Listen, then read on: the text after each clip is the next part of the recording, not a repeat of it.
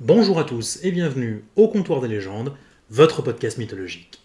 Cette émission vous est proposée par la maison d'édition Bilskirnir, spécialisée dans les récits héroïques et inspirée des différentes mythologies qui ont existé sur notre Terre. Aujourd'hui, nous retournons en terre nippone pour découvrir un des premiers récits impliquant des dieux majeurs du panthéon japonais. Aujourd'hui, je m'en vais vous conter la querelle entre Amaterasu, la déesse du soleil, et Susanoo, le kami des tempêtes.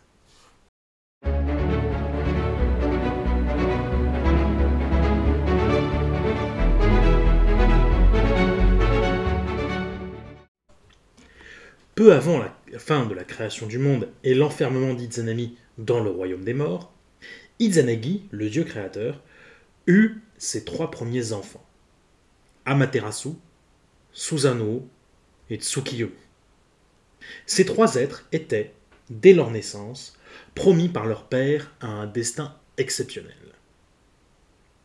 La déesse était d'un tempérament calme et lumineux, contrairement à son frère Susanoo, dieu de la mer et des tempêtes, qui lui était profondément instable, fougueux et impulsif. Amaterasu avait été envoyé par son père pour régner sur la haute plaine du paradis, au royaume des dieux, nommé Takamagahara. La reine céleste fut donc à l'origine de la culture du riz, du blé et des vers à soie.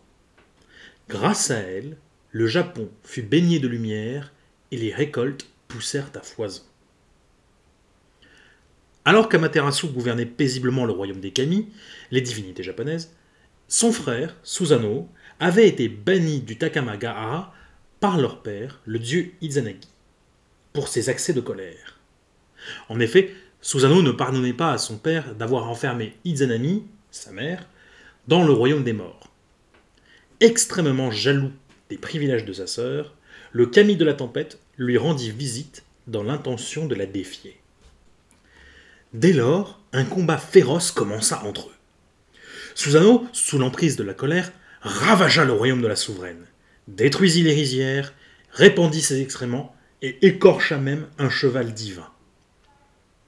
C'en était trop pour Amaterasu qui, devant les excès de son jeune frère, décida de s'enfermer dans une caverne, la scellant par un lourd rocher protégé par un sceau qu'elle seule pouvait rompre. Loin du ciel, plongée dans l'obscurité, Amaterasu avait emmené avec elle le soleil dans sa retraite, plongeant l'archipel du Japon dans l'obscurité.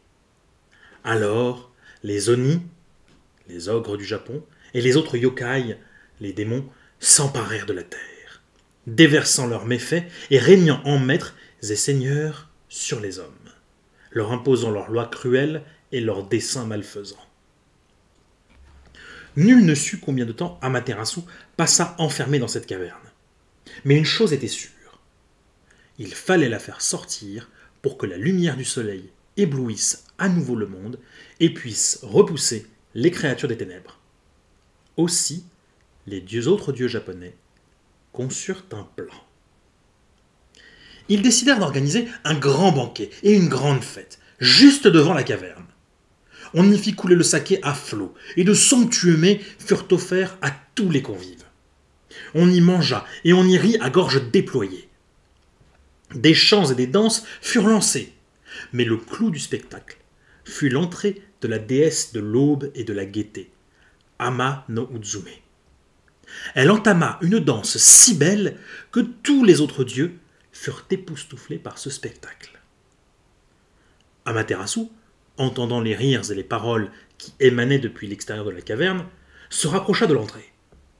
Là, à sa grande stupeur, elle entendit les dieux s'exclamer qu'Ama no Uzume pourrait très bien remplacer Amaterasu comme déesse du soleil. C'était bien entendu un mensonge, mais cela faisait partie du plan pour forcer la fille d'Izanagi à sortir de sa cachette. Curieuse, et en même temps attristée, Amaterasu retira le sceau et fit légèrement glisser le rocher pour voir ce qu'il se passait. Ce fut à cet instant qu'elle tomba dans le guet-apens tendu par les dieux. On avait accroché à un arbre voisin un miroir octogonal divin, le Yata no Okagami, forgé par Ishikori Dome, le dieu à l'œil unique. Utsume, qui dansait toujours, cria à la cantonade « Que ce jour soit loué! Nous avons enfin trouvé une déesse aussi brillante que l'illustre Amaterasu pour la remplacer !» De plus en plus curieuse, Amaterasu sortit un peu plus pour voir à quoi pouvait bien ressembler cette nouvelle déesse qui devait la remplacer.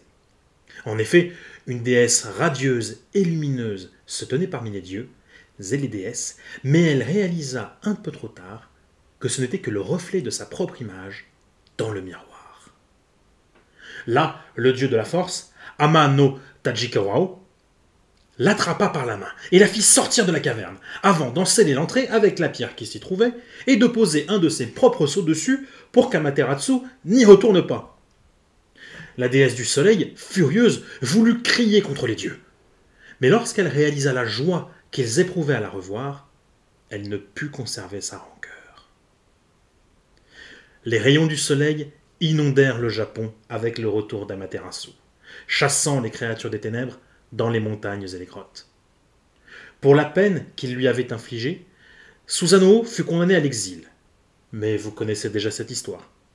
Si ce n'est pas le cas, n'hésitez pas à la découvrir sur la chaîne pour savoir ce qu'il advient du Kami des tempêtes et de son combat contre le Yamata no Orochi.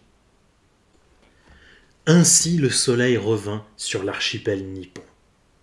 J'espère que cette histoire vous aura plu et vous aura fait rêver. N'hésitez pas à la partager autour de vous, aussi bien lors d'un banquet qu'en réconfortant un ami. Si mon travail vous plaît, n'hésitez pas à vous abonner à la chaîne et à me faire part de vos avis en commentaire. De plus, vous pouvez trouver le reste de mes œuvres sur mon site, billskirmir.fr. Si vous aimez les récits mythologiques et teintés d'héroïsme similaires à celui que vous venez d'entendre, cet endroit est fait pour vous. En attendant, je vous dis à bientôt au comptoir des légendes, et n'oubliez pas que c'est mené par nos histoires que nous dirigerons notre avenir. Bonne journée.